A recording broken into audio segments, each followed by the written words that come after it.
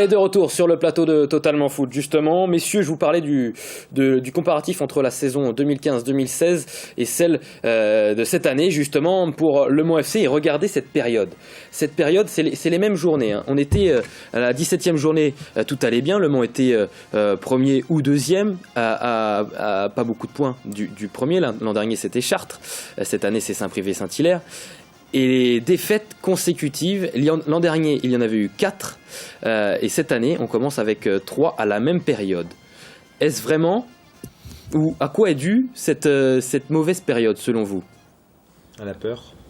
La peur de pas monter, c'est ça ? Ouais, enfin la peur de monter, c'est difficilement explicable comme ça, mais je pense que c'est ça, hein, c'est qu'à un moment t'as peur, tu te dis il faut aller chercher la victoire, faut aller chercher quelque chose absolument. En face t'es attendu, pour certains ils jouent leur survie comme Quevilly-Rouen par exemple. Je pense qu'il y a la peur, mais par rapport à l'année dernière, c'est que le groupe normalement du Mans est quand même là cette année pléthorique. Enfin on le voit même avec les joueurs qui descendent en DH, qui permettent à la DH de remonter au classement. Il n'y a aucune excuse. Enfin, l'année dernière, Chartres était largement supérieur au Mans. On l'a vu lors du match aller qui était retransmis là sur FFF TV, puis au match retour au M Arena. Et là, cette année, Saint-Privé-Saint-Hilaire, on va voir ce que ça donne. Mais en soi, Le Mans a un groupe qui est largement supérieur normalement aux autres, dès qu'on regarde sur le papier juste comme ça. Mais sinon, pour expliquer là, je pense que oui, c'est la peur. À un moment donné, on est proche du but. Et Saint-Brieuc, par exemple, avec le groupe de Sablé, c'est pareil. Ils commencent à avoir des difficultés. Ça commence à être un peu plus délicat, alors qu'ils ont 7 points d'avance. Alors imaginez pour Le Mans. Antoine Ribaud, comment vous l'expliquez, vous, cette période ? Un peu de la même manière, c'est-à-dire que on a un groupe qui normalement devrait, alors je vais pas dire se balader, parce que c'est pas forcément vrai, mais qui est quand même taillé pour jouer en CFA2, voire le haut de tableau en CFA, pardon, ou le haut de tableau en CFA. Et puis je sais pas, je pense qu'il y a cette pression de monter. Puis comme l'a dit Maxime, faut pas oublier qu'on est sur un groupe qui est quand même relativement assez simple. Chartres l'année dernière, pouvoir commenter le match au MM Arena contre Le Mans, c'était quand même un leader assez solide, avec un rythme de leader qui était quand même assez effréné. Là, on a Saint-Privé, on pensait qu'ils avaient déjà lâché. Là ils reviennent, donc en ce qui concerne Le Mans FC, je sais pas. Là, après il y a peut-être quelque chose en interne qui s'est passé, on n'a peut-être pas toutes les clés, mais je pense que comme a dit Maxime, c'est peut-être un problème de pression, quelque chose comme ça. Le groupe, je vous rejoins pas sur ce point. Vous parlez de groupe, je trouve que le groupe B de CFA2 est quand même assez fort pour moi. Et c'est l'un des plus, parce que quand je regarde Angers l'an dernier était dans le groupe du Mans FC. Oui, mais dès que la réserve et Angers en groupe A cette année, le leader. Il est deuxième cette année. Angers est deuxième, alors que l'an dernier, ils avaient bien du mal dans ce classement de CFA2 groupe B. Après, Angers, l'équipe première, s'est stabilisée en Ligue 1. Il y a certains joueurs peut-être qui reviennent d'autres, mais juste par rapport à ça, dès qu'on regarde, dès qu'on me dit que Wassel ou Avoine-Chinon, ce sont des équipes qui sont très difficiles, voire même des outsiders ou autres. Enfin, je les ai vus au M Arena. Sincèrement, c'est pas fort, quoi. C'est Le Mans. Heureusement que Le Mans a eu ce petit brin de talent ou autre, mais le groupe, oui, on me dit qu'il est fort, Pour le moment, sincèrement, j'ai pas vu énormément d'équipes montrer des choses intéressantes au M Arena. Bon, flash info. Tout de suite avec la D2 féminine. Le Mans FC, les Mancelles se sont inclinés hier à Caen 1-0 pour le compte de la 17e journée de championnat. Au classement, le Mans FC perd une place. Les joueuses de Claire Germain sont 9e et joueront à domicile la semaine prochaine face à Boulogne. U17 nationaux, match de bas de tableau. Sablé a fait match nul face à Flers de partout. Les Saboliens sont toujours 13e au classement et le Mans FC n'a pas joué. Ils sont 7e au classement avec un match de retard donc. DH, messieurs, on arrive à la DH à présent. Coulennes-La-Ferté, victoire de La Ferté 2-1. Laval-Bourny, victoire 2-0 de Laval sur Connery. Connery, rien ne va plus, Connery, qui a changé d'entraîneur, qui n'a plus d'entraîneur. Enfin, c'est Monsieur Briand d'ailleurs qui est remplacé à la tête de l'ES Connery, mais c'est difficile. Qui n'est pas du tout de ma famille, je précise. Vous faites bien de le préciser, Charlie Bouillard. La réserve du Mans FC. Qui, contrairement à l'équipe première, a le vent en poupe. Victoire 3-1 contre le Stade Mayennais. le Stade Mayennais qui est quand même un prétendant à la montée. C'est fort ça. C'est un signe que le Mont FC va jouer les premiers rôles dans cette DH. On peut l'interpréter comme ça, ouais, c'est clair, parce que Stade Mayennais, c'est jamais une équipe très très simple à jouer, même c'est pas du tout une équipe simple à jouer. Alors après, le Mont FC, en plus à domicile, donc ça c'est bien parce que même pour l'équipe réserve, on sait qu'il y a pas mal de supporters qui viennent encourager cette équipe-là. Donc non, c'est vrai qu'ils font une bonne deuxième partie de saison, le Mont FC. C'est vrai qu'il faut faire attention. Il faudra compter sur eux, je pense, à cette réserve Mancel. On vient. Les deux équipes du Mans dans la même poule serait super. Quand même. Par contre, oui, du coup, si c'est pas possible. Si le Mans ne monte pas, évidemment que la réserve du Mans FC ne pourra pas monter. Mais on le souhaite pas, évidemment. Nous, on souhaite que le Mans FC monte en CFA et que, pourquoi pas, la réserve du Mans FC monte en National 3. C'est ça, l'année prochaine. Saint-Saturnin, Charlie Briand, j'y viens. Victoire 1-0 contre Ecomar. On a le but, d'ailleurs, c'est vous qui l'avez filmé, Charlie Briand. Je suis désolé pour la façon dont c'est filmé. Hop, le coup franc, signé Antoine Séché, puisqu'on aime bien, c'est la célébration, évidemment, à la FIFA, bam, c'est fait, c'est signé Antoine Séché, le Saint-Saturnin. Saint-Saturnin 3e avec cette victoire, avec un match de moins. Il faut le rappeler, il faut le souligner. Est-ce surprenant ? Non. C'est la question à laquelle vous allez répondre. Non, Maxime Bonhomé, Antoine Ribaud. Non, pas surprenant. Bah, Charlie Briand, je me prononce pas trop. Vous n'allez pas dire oui, pardon. Je vais. Bah non, c'est pas surprenant. Puis en plus, il me semble l'avoir dit beaucoup de fois depuis le début de cette saison. Il y a que moi qui trouve ça surprenant. C'est vrai. Donc je ne me prononce pas. Je laisse mes chers collègues en parler. Je croyais pas. Moi, je sais que cette équipe est bonne, mais je pensais pas, sincèrement, qu'en fin d'année, elle serait 3e et pourquoi pas gagner cette DH. Et vous pensez qu'elle peut gagner ? Ah non, moi j'ai pas dit qu'elle peut. Moi je pense que c'est si je dois dire aujourd'hui, je pense que Saint-Sat a le plus de chances de monter par rapport aux autres équipes. Les autres équipes, Mulsanne, on les attend. La Suze, on les attend. Les joueurs sont attendus, ils pensent ou autre. Après peut-être que je me trompe, mais j'imagine pas qu'à Saint-Sat on est en train de penser ça, en train de réfléchir, en train de se dire voilà, c'est pas dans les têtes de tous les joueurs en train de se dire bon bah voilà, on fait une belle surprise. Peut-être que là, il reste combien ? Il reste 6 journées avant la fin. Ouais. Allez, peut-être qu'à 3 journées de la fin, ils pourront peut-être se poser des questions ou autres. Là, il y a un match en moins qui est face à Bonchamp. Il y a possibilité de passer en tête avec 2 points d'avance. Là, ils ont 3 points d'avance sur Mayenne, qui a un match aussi en moins contre Bonchamp en plus.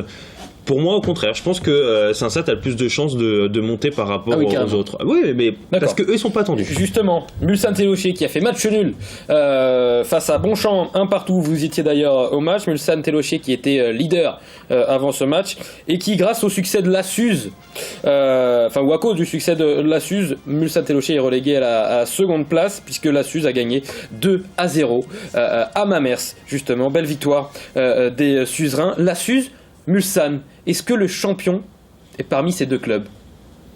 Je pense parce que c'est deux équipes qui produisent un jeu qui est quand même assez spectaculaire avec pas mal de buts. Puis c'est vrai que c'est des équipes que tous les clubs ont toujours vraiment du mal à jouer. Qui confirment année après année. Je pense qu'elles sont assez aguerries dans ce championnat de DH. Donc voilà, je pense que la fin de saison leur fait pas forcément peur. Physiquement, ils n'auront pas forcément de soucis. Ils ont des équipes réserves qui sont en plus à des bons niveaux, donc s'il y a besoin de renforts, malgré tout, ça peut toujours servir et très bien servir. Donc je pense que ça peut se jouer entre ces deux équipes-là. Après, forcément, moi je vais vous dire que attention à Saint-Saturnin et même au Stade Mayennais qui nous talonne et qui est pas très loin derrière non plus. Donc attention. Antoine Ribaud. Non, moi je pense je mettrais une petite pièce sur la réserve du Mans. Voilà. Ah oui. Je sais pas pourquoi, une inspiration tout d'un coup. Je les vois bien finir en tête. C'est vrai que je le sens bien aussi. Alors, il reste 6 matchs. Le Mont FC a 49 points et le premier Mulsanne. Ah non, Mulsanne est toujours premier. Pardon, j'ai dit une bêtise tout à l'heure. Sur égalité de points. Pardon, autant pour moi. Donc Mulsanne est toujours premier à la différence de but sur la Suze. Il me semblait que la Suze passait devant pourtant. Je crois qu'en fait c'est au point de vue des deux matchs, comme Mulsanne s'est imposé 3-0 et que match aller il y a eu un partout, c'est Mulsanne qui est en tête. Chose comme ça. Les prochains matchs de division d'honneur, ça sera dans 2 semaines. Puisqu'il y aura de la Coupe du Maine entre temps. Saint-Saturnin contre Coulennes, le derby du nord du Mans, on va dire. Et puis le Stade Mayennais contre l'ancienne de Château-Gontier. Écomois la Suze, la Ferté-Mulsanne-Télocher, Guesselar-Laval-Bourny, Conéré-Mamers et enfin la réserve du Mans FC qui se déplacera à Bonchamp. Est-ce que j'ai dit la Suze Écomois la Suze. Pour un match important également pour les Suzerains. Ce sera pas facile d'ailleurs parce qu'Écomois ce week-end a livré une bonne performance. Ils font des résultats. Alors ils gagnent pas, mais voilà, ils jouent vraiment leur peau là en cette fin de championnat et ils font des bonnes performances. Donc attention, parce que c'est malgré leur classement, ça reste une équipe difficile à manœuvrer et qui a un jeu correct. Mais le week-end prochain, ça sera la Coupe du Maine. Évidemment, vous ne faites plus partie de cette coupe. Ça s'attendait. Et c'est peut-être l'avantage, pourquoi pas, de Saint-Saturnin d'ici la fin de saison. Et le tirage au sort, justement, est tombé pour les quarts de finale de cette Coupe du Maine avec Bouloir, le petit poussé qui affrontera la réserve de Sablé, club de DSR, Ernée, DRH qui affrontera Coulennes, club de DH, Bonchamp DH contre la Suze. Ça sera un gros match. Ça également, et puis le dernier match, le Stade Mayennais contre Mulsanne-Télocher. Un gros match en perspective également. Pronostic, Stade Mayennais, Mulsanne-Télocher, messieurs 2-0 pour Mulsanne. 2-0 pour Mulsanne. Maxime Bonhomé Mayenne. Voilà. Pareil après prolongation. Pour Mayenne Mayenne. Messieurs, Sébastien Corchia, on arrive en fin d'émission, on extériorise un petit peu, on sort de la Sarthe, enfin quoique on y reste avec Sébastien Corchia puisqu'il est ancien Monceau, évidemment, le Lillois, 4e meilleur français à son poste, si l'on en croit à la sélection de Didier Deschamps, qui a d'abord sélectionné Bakary Sagna et Sidibé. Et puis ensuite, suite à la blessure de Sagna, il a fait venir Christophe Jallet, le Lyonnais. Et puis Sidibé s'est blessé face au Luxembourg, c'était samedi. Du coup, Didier Deschamps l'appelle en renfort. Voilà. Qu'est-ce que vous en pensez ? Est-ce que Didier Deschamps a raison de penser que c'est le 4e meilleur français à son poste, Sébastien Corchia ? Moi je pense que c'est un juste retour des choses. Ah bon, je trouve. Pour moi c'est le 2e. C'est le 2e, je pense aussi. Pour moi c'est... Pas le premier. Non, peut-être pas le premier, mais c'est meilleur que Christophe Jallet, je dirais. Ah, c'est largement meilleur que Christophe Donc, Jallet. Même Sidibé. Vous allez dire que je suis chauvin. Vous avez vu le match de Sidibé ? Il a été très bon, Sidibé. Il était très bon, mais sur les phases offensives.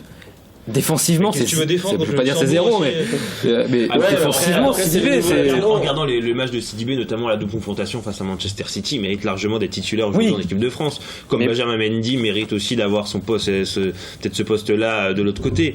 Enfin, en tout cas, d'être dans les deux. Mendy a fait un match fabuleux. Cela dit, je suis assez d'accord et les commentateurs d'ailleurs l'ont dit aussi, et moi je l'avais remarqué aussi, il a perfectionné défensivement son niveau. Après c'est les nouveaux latéraux, c'est comme ça, on les appelle, c'est-à-dire qu'ils sont vraiment portés sur l'offensive, et c'est surtout là où on va analyser leur jeu, j'ai envie de dire. Et je pense que Sébastien Corchia est peut-être plus polyvalent niveau défense-attaque que Sidibé, c'est que l'attaque pour moi, c'est pas la défense. Corchia c'est aussi un joueur qui va énormément vers l'avant, et encore l'année prochaine ça sera marrant de voir ça avec Bielsa. À mon avis, il va même être ailier carrément. C'est possible. C'est possible. Bon, en tout cas, il sera certainement sur le banc, mais puisque Christophe Jallet sera certainement. Oui, mais il va peut-être faire 45 minutes.